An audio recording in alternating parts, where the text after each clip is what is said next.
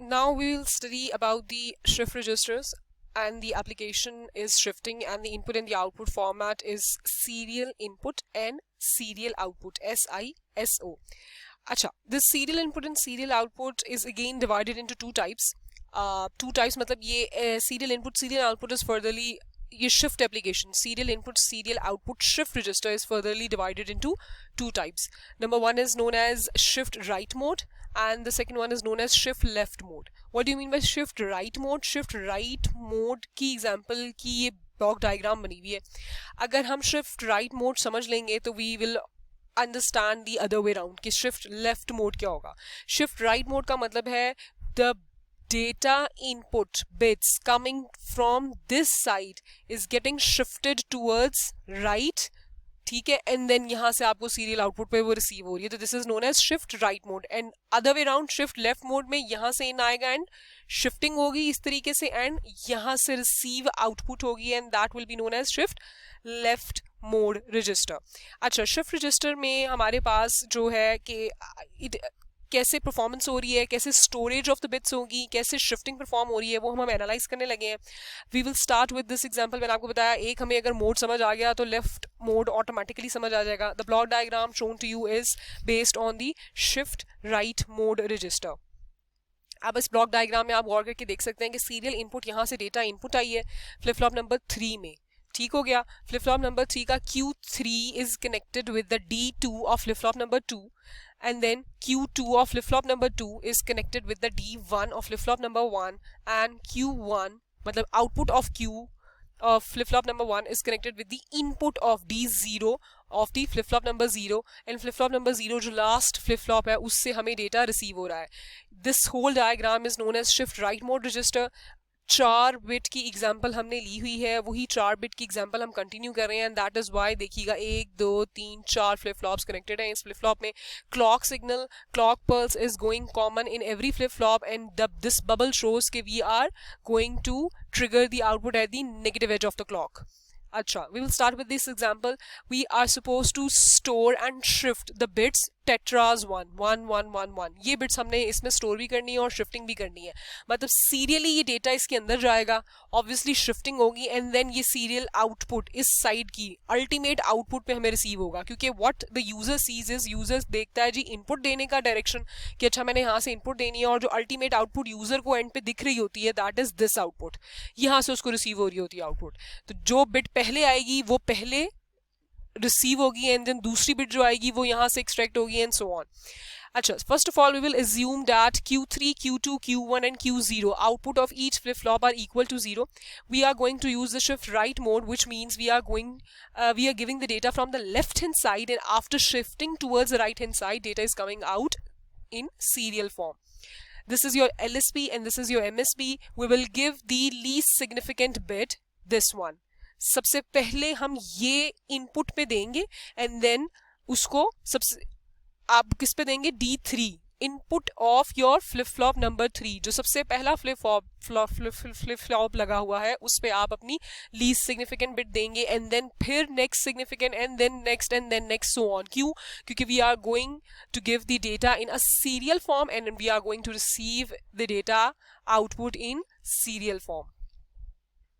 अच्छा, मैंने ये डिटेल्स में डायग्राम्स बनाई हुई है और उनको लेबल भी किया हुआ है to make that understanding in a very detailed way कि ये प्रोसेस कैसे सर अंजाम दे रहा है. सबसे पहले we'll start with the initial condition. Initially मैंने आपको ये बता दिया है कि हर फ्लिप फ्लॉप की output is equal to 0. Q3, Q2, Q1 and Q0 is equal to 0. The red bits are shown कि ये इनिशियली 0 स्टेटस में मौजूद है, ठीक हो गया. Now what we are going to do, we are going to give the data input की सबसे पहली least significant bit to the D3. Data in हमने यहीं से दे सकते हैं, तो यहाँ से जो भी इनपुट देंगे वो सबसे पहले किस पे जाएगा, वो D3 पे जाएगा. हमने सबसे पहली बिट दे दी 1, the least significant bit of our this data, least significant bit. अच्छा, अब क्या हुआ, यहाँ हमने D3 पे 1 रख दिया है. अब ये 0 पे है, ये 0 पे है, ये 0 पे है, ये 0, ये इनिशियली सब जीरोस पे हैं. अब हमारे पास क्या बात हुई हुई है, we have Q3 is connected to D2, Q3 is connected to D2, तो ये इस पे जो भी 0 है वो इस पे भी चला जाएगा सीधा सीधा, मतलब ये Q3 तो इसमें सिर्फ कनेक्टेड है ना, जो भी यहाँ आउटपुट आ रही है वो सीरियली कनेक्टेड है, तो वो D2 पे आएगी। इसी सिमिलर वे में Q2 पे अगर 0 मौजूद है तो that is connected in a serial form, तो वो D1 पे आएगी, वही सेम आउटपुट इसकी इनपुट बन जाएगी। एंड इसी तरीके से Q1 is connected with D0, तो Q1 पे जो भी आउटपुट है 0 है, तो वो इस फ्लिप फ्लॉप की इनपुट बन जाएगी, क्योंकि दैट इज सीरियली कनेक्टेड। जो यहाँ आ रहा है, देखिए एक ही वायर है ना, एक ही लूप, एक ही लाइन है, ठीक है, यहाँ जो भी आ रहा है वो इस पे अपीयर होगा। इन शॉर्ट जो यहाँ आ रहा है वो इस पे अपीयर हो रहा है। तो इसलिए मैंने ये अलग से एक डायग्राम आपको बना दिया। ये फिगर 1B है जहां से हमने स्टार्ट किया है, एंड 1B2 फिगर शोज कि अच्छा how the interconnections are made. उसके बाद अब हमने यहाँ डेटा इनपुट सबसे पहले लीस्ट सिग्निफिकेंट बिट भी दे दी हुई है। Now when we will receive the first edge of the clock, first negative edge of the clock. Why we have a bubble at the clock? क्यों? क्योंकि मैंने आपको बताया हमेशा आउटपुट ट्रिगर क्लॉक के एज पे ही होगी, आउटपुट ट्रिगर क्लॉक के एज पे ही होगी। तो what gonna happen over here is on the first edge of the clock every flip flop will generate the output. Output अपनी जनरेट करेगा या अपनी आउटपुट को अपडेट करेगा। अच्छा, यहाँ डी इन हमने सबसे पहले लीस्ट सिग्निफिकेंट बिट दी थी डेटा की 1। जैसे ही पहला negative edge of the clock occur होगा तो ये डी, क्योंकि डी फ्लिप फ्लॉप है and we know the working of the D flip flop, we know that the D flip flop from the truth table whatever comes at D appears at output Q. तो D in पे हमने least significant bit 1 दी हुई थी, ठीक है, इधर D2 पे 0 मौजूद था, इधर D1 पे 0 मौजूद था, इधर D0 पे 0 मौजूद था। तो see now figure number 1B3, when you will receive the first negative edge of the clock, flip flops अपनी आउटपुट को अपडेट करेंगे। जो डी पे है वो जो यहाँ डेटा इनपुट पे मौजूद था वो इसकी आउटपुट पे रिसीव हो जाएगा, आउटपुट अपडेट हो जाएगी। जो इसकी इनपुट पे डेटा मौजूद था वो इसकी आउटपुट पे अपीयर हो जाएगा। एंड सिमिलरली क्योंकि जो डी फ्लिप फ्लॉप का प्रोसेस है what ever comes at D appears at its output. तो ये देखिएगा फिगर नंबर 1, 2 से हमारे पास क्या था, यहाँ 1 था, यहाँ 0 था, यहाँ 0 था एंड यहाँ 0 था। तो जैसे ही first negative edge of the clock receive हुआ तो आउटपुट की साइड पे बिट्स डिस्प्ले हो गई, अपडेट होगी उनकी आउटपुट 1 0 0 0 हो गया।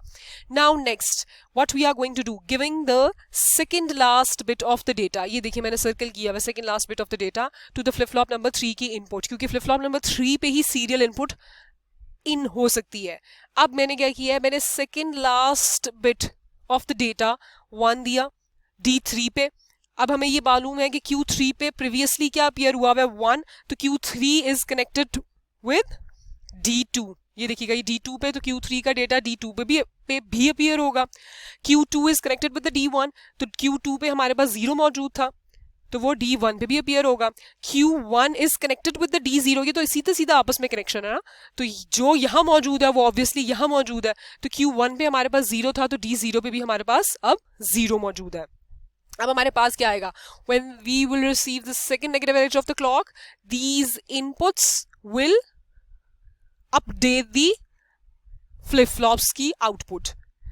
Second negative edge of the clock की रिसीविंग पे जो इस इनपुट पे रिसीव हुआ था सेकेंड लास्ट बिट वो Q3 पे अपीयर हो गई। अब D2 पे हमारे पास 1 था, ये देखिएगा जब second negative edge of the clock आएगा तो ये अपडेट होके यहाँ आएगा ना, क्योंकि डी फ्लिप फ्लॉप यही करता है, जो उसकी इनपुट पे मौजूद है वो आउटपुट पे दे दो। तो नाउ यू कैन सी कि हमें 2 बिट्स यहाँ तक हमारी पहुंच गई हैं। सबसे लीस्ट सिग्निफिकेंट बिट यहाँ पहुंच गई है फ्लिप फ्लॉप पे एंड सेकेंड लास्ट बिट हमारी अभी इस फ्लिप फ्लॉप पे मौजूद है। एंड D1 पे हमारे पास प्रीवियसली 0 था, वो यहाँ शिफ्ट हो गया हुआ है, इधर D0 था जो इसकी आउटपुट पे आ चुका हुआ है। नेक्स्ट अब हमारे पास है figure number 1D, what we will do, we will have the third last bit of our data, third last bit हमारे टेट्रास 1 की D इन पे दी। ये देखिएगा हमने थर्ड लास्ट बिट दी है अब अपने डेटा की 1, और ये हमारे पास प्रीवियसली फिगर नंबर 1C2 से हमें मालूम था कि Q3 पे हमारे पास 1 मौजूद था जो कि D2 में जाएगा सीधा, क्योंकि they are connected with each other. Q2 पे हमारे पास 1 था जो D1 पे अपीयर हो गया एंड Q1 पे प्रीवियस फिगर में हमारे पास 0 था जो कि कनेक्टेड है D0 के साथ, तो यहाँ 0 अपीयर हो गया। अब हमारे पास इन फ्लिप फ्लॉप्स पे की इनपुट्स पे जो डेटा मौजूद है after the third negative edge of the clock ये आउटपुट पे अपीयर होना शुरू हो जाएगा, क्योंकि ये देखिएगा D3, D2, D1, D0 पे डेटा रिसीव हो रहा है ना, डी फ्लिप फ्लॉप का जो फंक्शनैलिटी होगी।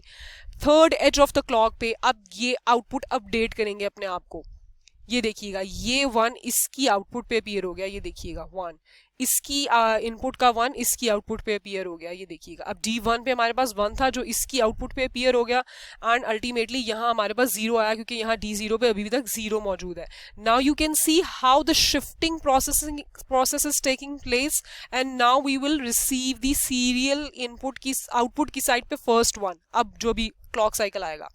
नेक्स्ट ये हमें आउटपुट यहाँ तक मिल गई। अब दोबारा से positive edge of the clock जब जो भी मतलब अक्कर होता है उसमें तो कोई भी फंक्शनैलिटी परफॉर्म नहीं होगी क्योंकि we have a negative edge of the clock. अब हमारे पास क्या है, अब ये जो Q3 कनेक्टेड है वो D2 से कनेक्टेड है, तो इस पे जो भी था वो D2 पे अपीयर हो गया, Q2 पे जो भी था वो D1 पे अपीयर हो गया एंड Q1 पे जो भी था वो D0 पे अपीयर हो गया क्योंकि they are connected with each other. ठीक हो गया। अब हम देने लगे हैं जी इस फिगर नंबर 1E में giving the most significant the last bit of our data, जो कि वो सबसे मोस्ट सिग्निफिकेंट बिट भी हमारे पास टेट्रा 1 जो डेटा था उसमें जो मोस्ट सिग्निफिकेंट बिट है वो भी 1 है, यहाँ 1 दिया। अब ये देखिएगा ईच फ्लिप फ्लॉप की इनपुट पे जो भी इनपुट्स मौजूद है, now we are going to receive the fourth negative edge of the clock and fourth negative edge of the clock पे every flip flop will update its output through its input.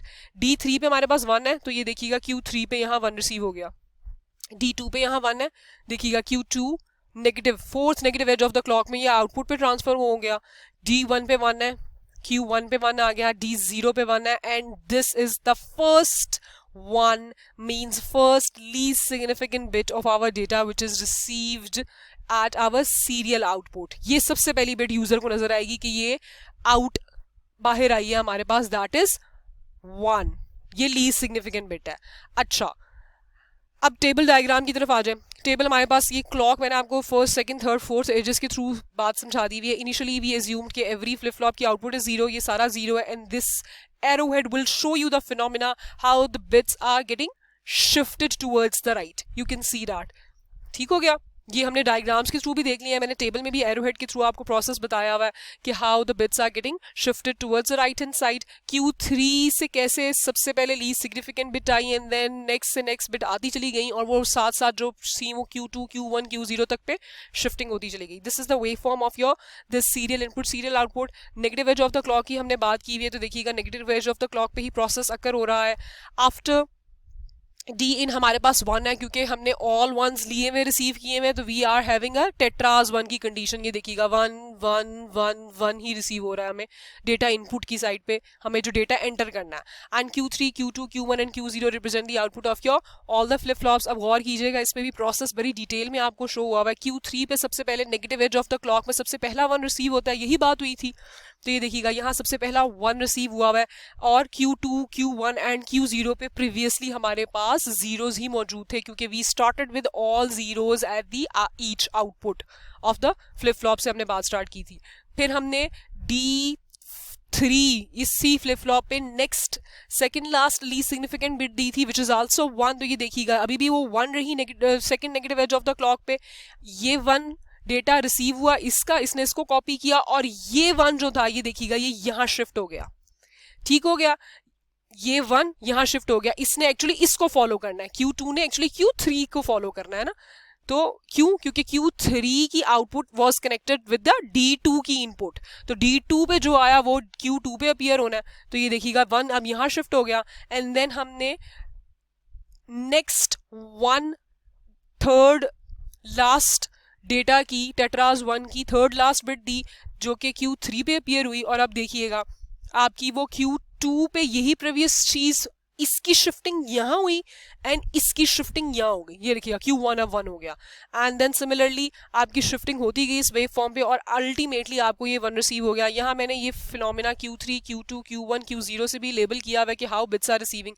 ये figures के साथ आप match कर सकते हैं। Initially हम इस कंडीशन पे चले थे, फिर सबसे पहले हमें ये मिला था first negative edge of the clock के, सेकंड पे ये, थर्ड पे ये एंड फोर्थ पे अल्टीमेटली हमें 4 ये बिट्स मिल गई। ये देखिएगा 1 1 1 1 at Q3 Q2 Q1 and Q0 respectively। but what is important thing over here is after 4 clock edges, data is loaded in the serial input serial output register by shifting process. सिर्फ data अभी load हुआ है, but to receive all the bits of the data, tetras 1 4 bits out of the Q0, क्योंकि मैंने आपको बताया ये Q0 serial output ही actually user को दिख रहा होता है, तो अब 4 बिट इसके अंदर गई है, शिफ्टिंग हो गई, लोडिंग हो गई, मगर रिसीविंग चारों की चारों बिट्स अभी आपको नहीं हुई है. इस फिगर तक 4th negative edge of the clock पे अभी आपको सिर्फ आखिरी बिट रिसीव हुई है, लीस्ट सिग्निफिकेंट बिट सिर्फ रिसीव हुई है. तो व्हाट वी नीड more